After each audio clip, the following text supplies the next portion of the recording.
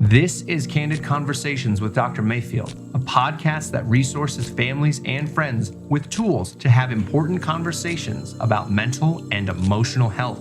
This show is sponsored by Mayfield Counseling Centers, helping you find clarity, hope, and purpose. Here's your host, Trevor Sheeran. Thank you for joining us on Candid Conversations. We are so glad to be joining you again. And today is a bit of a heavy and important topic. So if you got kids in the car that maybe are 13 years, 12 years, 11 years or younger, maybe wait. Yeah.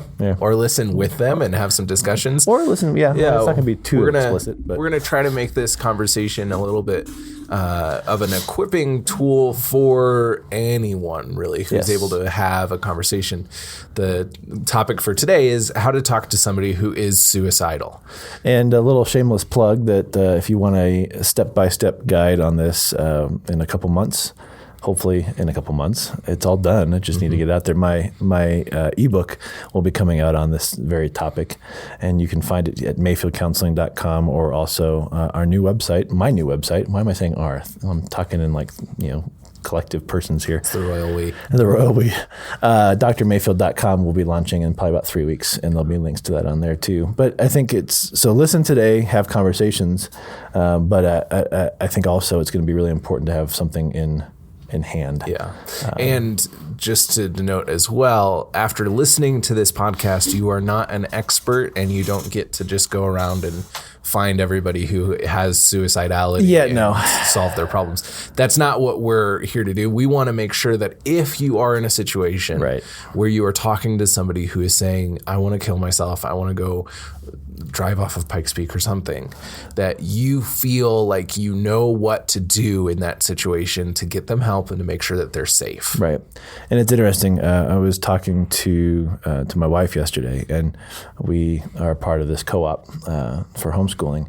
And it was interesting how many people at the co-op, pulled her aside to have conversations about this kind of stuff, because it's, and she goes, I'm not a counselor, I'm married to one. But I think because she's been equipped, just through osmosis, being a part of this Mayfield counseling team for so long and those kinds of things, she was able to walk people through it. Not that anybody that she was talking to yesterday was suicidal, but they had people, friends, neighbors, cousins that were struggling, and what do I do?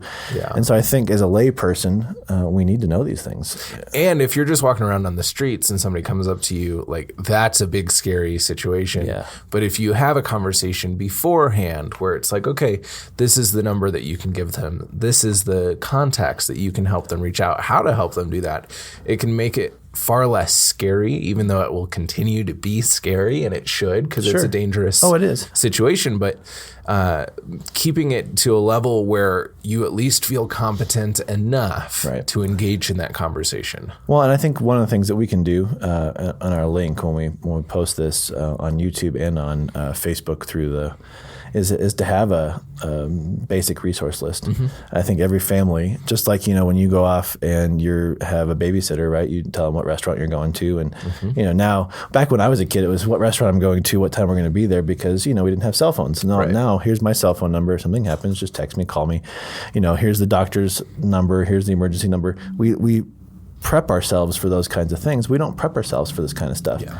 And with the state of our mental wellness and health in Colorado and just in the United States, I think it's a necessary thing that we need to have now as a equipping of, my neighbor kid can't talk to their parents, but they came to me and told me that they're suicidal. Mm-hmm.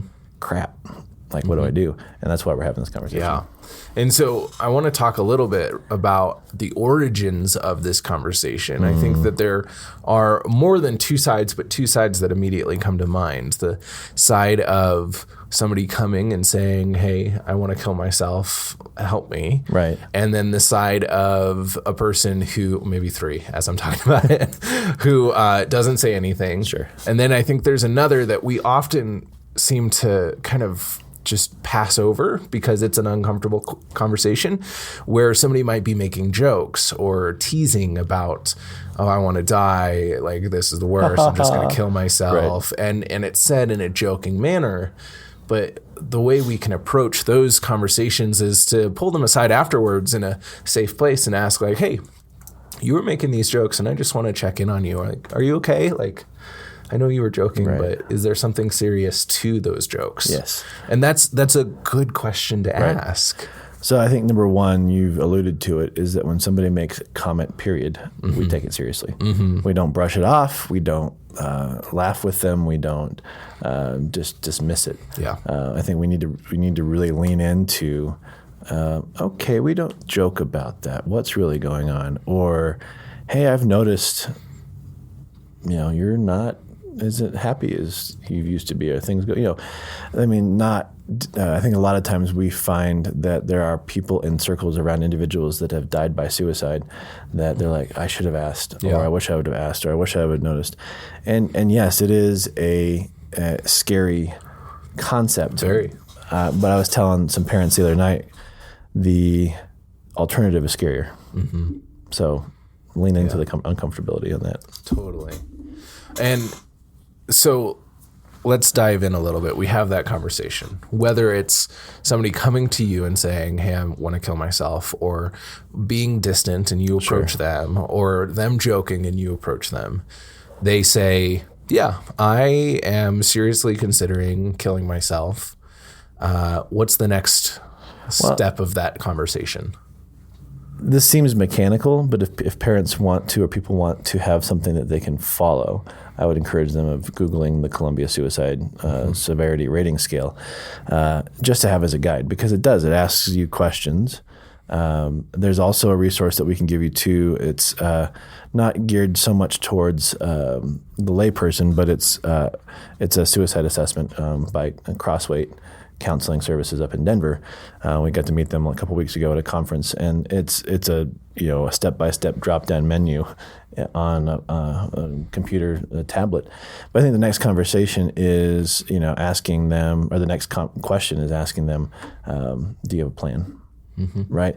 So don't be afraid to ask, are you suicidal? And if they say yes, or do you want to kill yourself? Because sometimes kids were like, suicidal, what do you mean? Like, right. I want to die. Okay, you want to die. Or as the Columbia says it, have you ever thought about doing something that would cause you to no longer be alive? Right.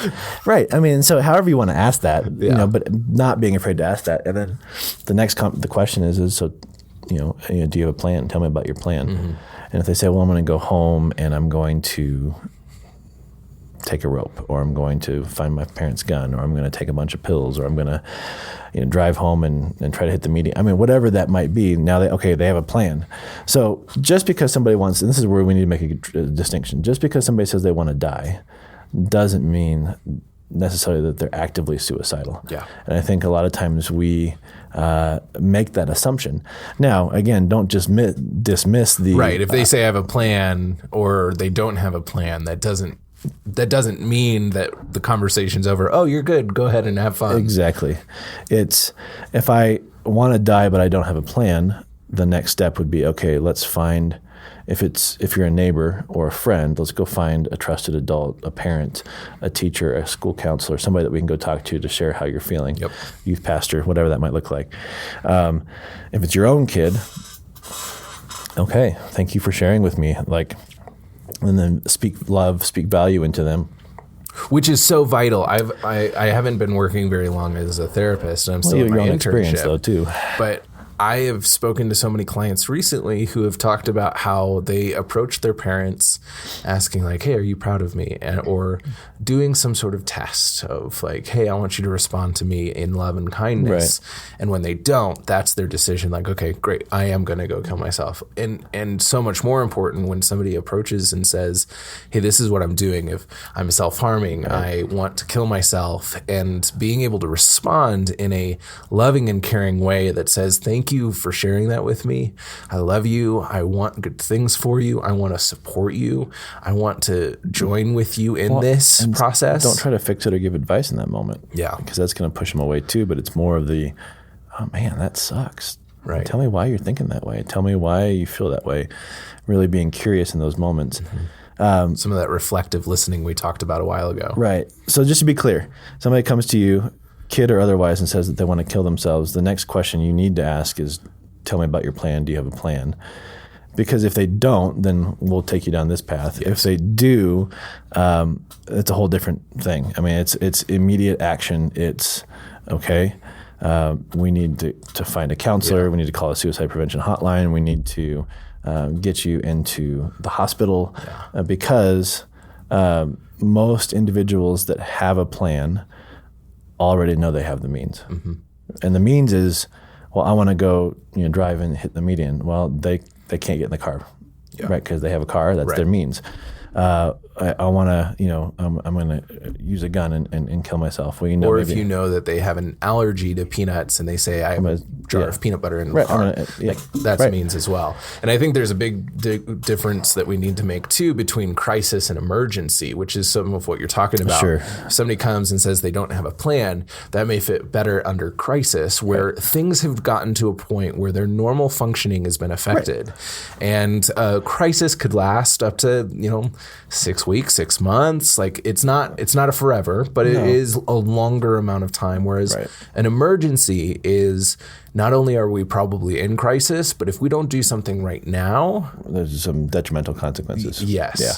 That's a good distinction. Crisis would be, okay, do you have a counselor? No, let's go find one. Yeah. Right. Have you talked to your youth pastor? No, we probably should do that right now.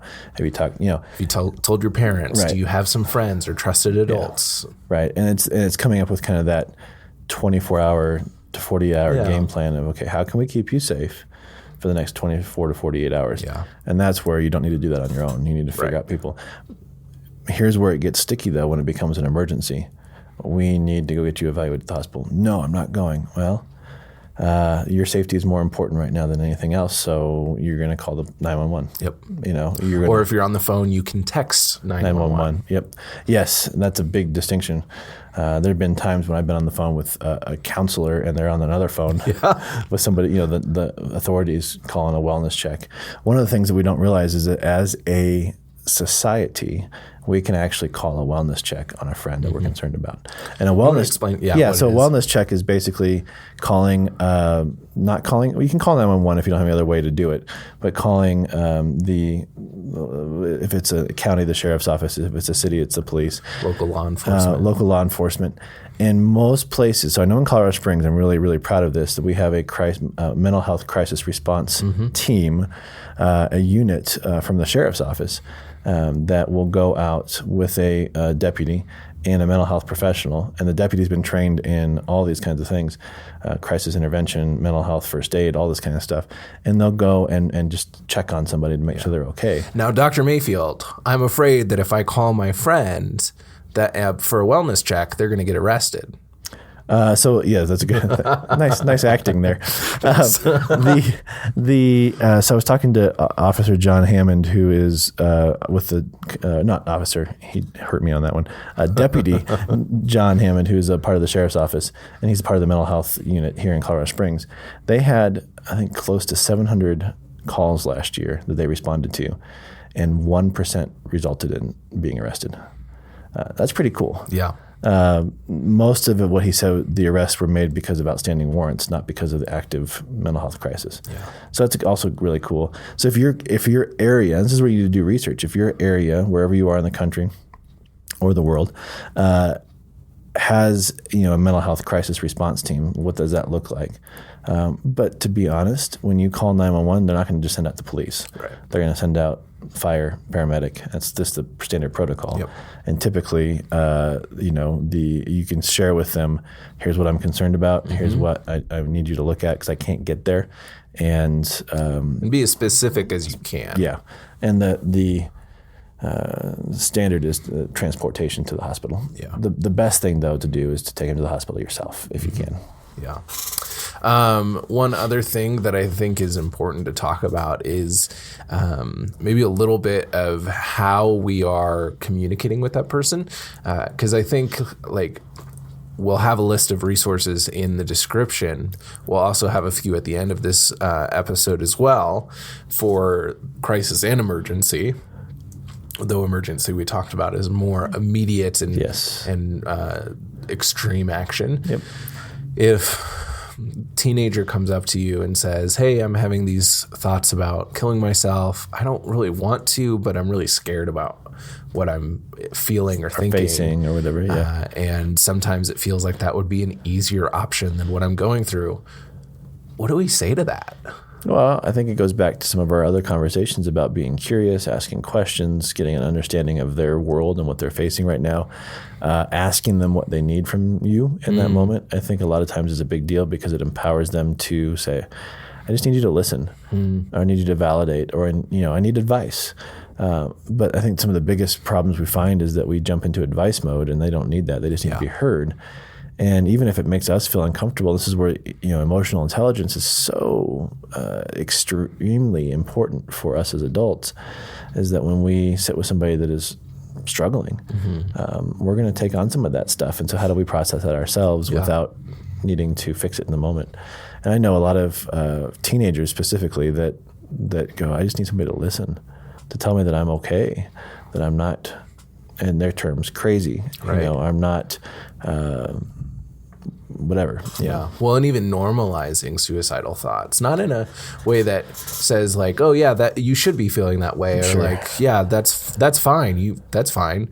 But in a way that says like, you know what you're going through is really hard, and it makes sense that this would seem like an easy way. Yeah. Or, there's a lot of people that do feel that way. You're not alone in it. And that can have some comfort, because sometimes teenagers especially won't say anything because they think they're alone in it. They think that they may be the only person that they know who's ever had these thoughts. And that can be really scary. Well, and I think also, so along with that, right? So normalizing it in the sense that you're not alone, I think creates a lot of cognitive dissonance, like a lot of space margin.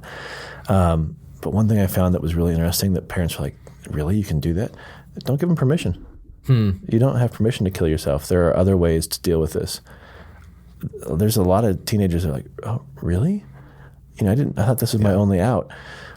Well, it's because our society has taught us this. I mean, to freak people out for a second, you can Google 100 ways to die without feeling it. Yep. Right. And our kids have access to this kind of stuff, and they think that's the only option. And so they want to do it in a way that's not going to be painful. But guys, telling them you don't have permission to kill yourself, and there's other ways. There's other options. That's not an option. And that's not an option. This sucks, but it's not an option. That creates so much dissonance. And something that happens to an individual who is actively suicidal is this sort of tunnel vision where, that is the only option. Right. There's I thought it nothing was else. Right. You thought it was. I thought it was. Right. I mean, absolutely. And it wasn't so much that it was like a cognitive choice of, I am going to complete suicide because I don't want to do anything else. It was, I have no other option. There's no other opportunity for me to get out of this situation other than suicide. Let me rephrase that for a second. Yes, you're right. From your perspective, I don't know of any other options. I don't see any other options. And I think that's where we can help our teenagers go. I be careful of saying I understand, because you're not in their shoes. Right. I think you can say, I can see how that feels that way right now, and let me help you explore other options. Yeah. Because, you're right. I mean, I think in our minds, and at least in my mind, and I know your mind too, it was like, what else is there? But it's because of our cognitive development, we're not able to effectively see more than like a foot around us. Right. And the extraordinary distress. Yes. So when somebody comes in and says, I can understand why you might feel that way. Let's talk about some other options. What would happen if you didn't? Right. Like what do you think things would be like in like an hour if you didn't? Or 2 days or 3 days or 3 days or 2 minutes. And like, hey, what if you come over and we just have dinner together first and talk? And this is where I think goes back to our suicide prevention curriculum that we've created with Education for a Lifetime, is this just how do we impart love, value, and need into our kid in that moment? Now, or anybody that comes to us. I think it is so simple, but it's so powerful. Love, value, and need. If we can hone in on a couple of those, or even one of those, it gets them thinking about, oh, I am needed. Yeah. My sister needs me. My brother, your story, my brother needs me. And we don't really think about that in the moment. Yeah. And so being reminded of those things is huge. Yeah. And remember too, not to do this alone. Even as counselors, fully licensed counselors in private practice, don't go about this situation alone. Nope. There's always more voices in the conversation and more supports that we're trying to surround this individual with. So whether you're a high school student who's talking to a peer, or a parent talking to your child, or a trusted adult talking to a kid or an adult friend, don't do it alone. No. Don't kind of lone ranger this sort of conversation. No, because it can feel very isolating. And so to break the stigma around these conversations is when we do these things in community and are not ashamed or afraid to go, I need help. Let's figure this out. My kid is, or my neighbor kid is, or, I have a kid at youth group, or a kid at whatever, know. And I know, I'm very aware that we're just talking about teenagers right now, 10 to 18-year-olds. And I'm very aware that in our country, the suicide rate among 19 to 36-year-olds is really high as well. So this can, in a lot of ways, can apply to a wide range of individuals as we have those conversations. But yes, don't go it alone, and do your research. And if that means, reading, just because you want to know more, reading my book when it comes out, or looking at the suicide prevention websites and their articles that they have there, or they're going to national NAMI site, where it talks about different resources and family supports. I mean, do your research, and I think that will help you explore and be more comfortable with this topic too. And if you want more information, you feel free to contact us, candid@mayfieldcounseling.com. One other thing before we end, I want to give out the National Suicide Hotline, which is both for call and text, and you don't necessarily have to be actively suicidal to reach out to this number. They will respond to you in a responsive way, whether or not that's the case. And the number is 1-800-273-8255. I'll put it down at the bottom as well. You can also call the Colorado Crisis Services here in Colorado. It's 1-844-493-8255. 1-844-493-8255. Or you can text TALK to 38255. Talk to 38255, and you're going to actually get connected to a professional counselor when you do that in Colorado here.